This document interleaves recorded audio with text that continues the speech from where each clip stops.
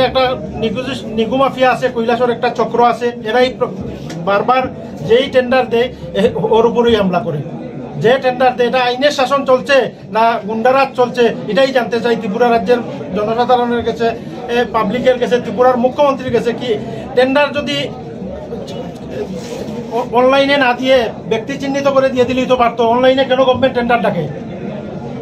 অনলাইনে কেন government টেন্ডারটাকে participate করার জন্য যে কম রেটে কোট করবো সেই কন্ট্রাক্টর কাজ পাবে, কিন্তু ওরা যে কন্ট্রাক্টর কাজ পায় পাওয়ার পরে ওকে 20 লাখ 30 লাখ 10 লাখ 15 লাখ দিতে হবে, না হলে হামলা হুজ্জতি এই প্রতিনিয়ত চলছে। এটা কি গুন্ডারাজ চলছে কৈলাসরে? তো দেখো, এটা খুব ওপেন সিক্রেট। এই সময়ের মধ্যে সরকারের যারা জনপ্রতিনিধি আছে, আমাদের সোর্স কি মাঝে মধ্যে কন্ট্রাক্টর কাজ করছে, 2-4 জনে করে 2-5 টাকা দিয়ে যায়।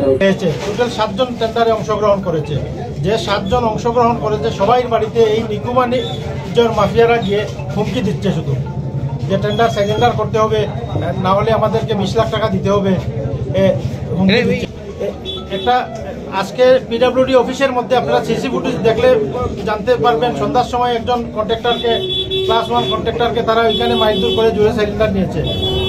এছাড়া আজকে টিলাবাজার এসেছে, টিলাবাজার এসে জাহিদ হাসান টিলাবাজার যার বাড়ি সে টেন্ডার দিয়েছে, ওকে টিলাবাজার এসে এলোপাতারি হামলা করেছে, 2 রাউন্ড ফায়ার করেছে। ওরা দাও নিয়ে এসেছে, দাও দিয়ে 3 জনকে আহত করেছে কুপিয়ে, এবং 2 জনের মাথা ফেটেছে, একজনের শরীরে প্রচন্ড খুব লেগেছে।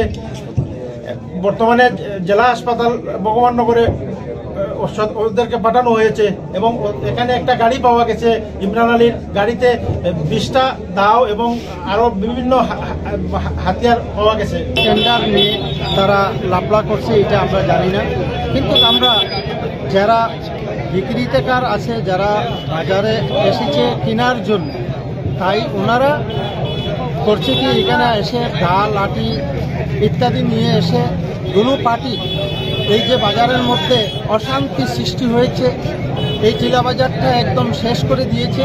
ওনারা যারা কিছু জিনিস নিয়ে এসেছিল, শাক সবজি এগুলা ইত্যাদি নিয়ে এসেছিল বিক্রি করার জন্য, ওনাদের এই জিনিসগুলো একদম নষ্ট করে দিয়েছে। সাধারণ মানুষদেরকে মারপিট করছে, এলোপাতারে পিটা হচ্ছে।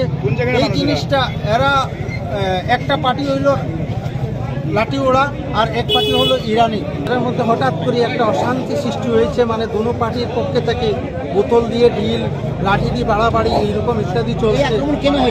কি কারণে এটা বোধহয় পরে জানতে পারলাম মানুষদের কাছ থেকে যে টেন্ডার নিয়ে একটা অশান্তি সৃষ্টি হয়েছে।